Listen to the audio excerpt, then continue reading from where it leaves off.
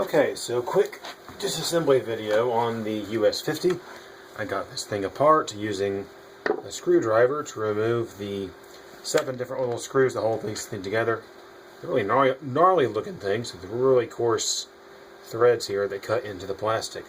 So again, this marker is made fully of plastic, and there's a number of tabs in addition to the screws that secure it together. So there's one here especially on this back strap, and again some other ones that come across above and below the barrel that key in.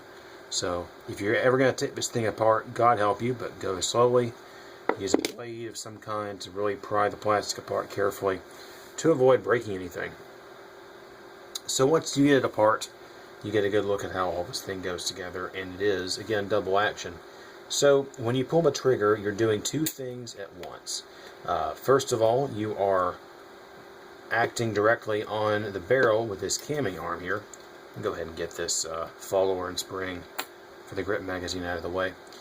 When you pull the trigger, it is acting directly on this lever, which is camming on the barrel. When this pushes forward, that pushes the barrel down or back and against the O-ring that seals it there on the valve unit.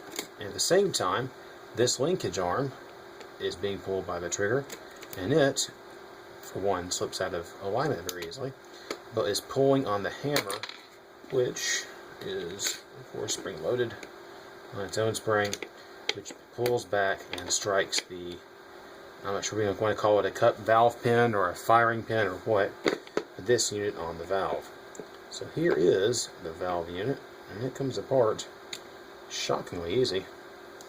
It's a little 2-part unit here. We have a, what looks like a cast 12-gram pierce seal unit. So there's our removable 12-gram sear, which is which is nice to see, seeing as I'm used to my Splatmaster, which has a sealing to metal.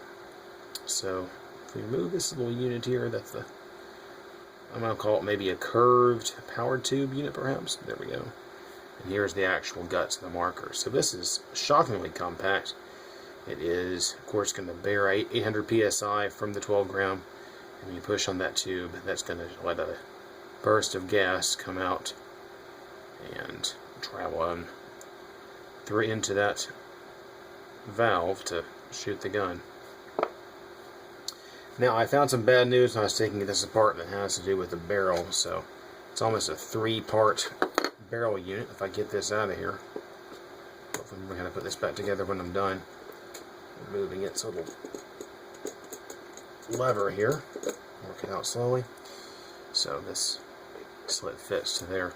So I was hoping the barrel would be easily replaced with a brass unit, but my fears were confirmed, and this is going to be tricky to do because you've got this probably very importantly shaped cantilevered or cammed ring here, which interacts with that. That's going to be kind of a tricky thing to fabricate if I want my own. And we've got our culprit of the breakage probably, which is those 2 little detent fingers. And that unit, I'm not sure if that's press fit on there or glued or whatever, but that's coming off. I'm going to trim off the front of this barrel bushing as well that fits in the plastic. So there you have it. It's a double action marker. It's got a few other little quirks with it. You can see our little lever I was talking about earlier for selecting the grip feed that acts on our, whatever you want to call it, our detent flap, which is spring loaded with its own spring. And as you can see, it just rides back and forth in this slot, and depending where it's oriented, you can get it to rotate. You're not supposed to, because it's all squared up in its little unit. I was a little bit irritated to find that the grips here are press fit, I guess, into the body with little tabs there and there. Same here on this other side, there's little 4 tabs. And I am pretty sure that if I were to find a way to get this thing off, it would involve breaking the tabs and maybe ruining the gun.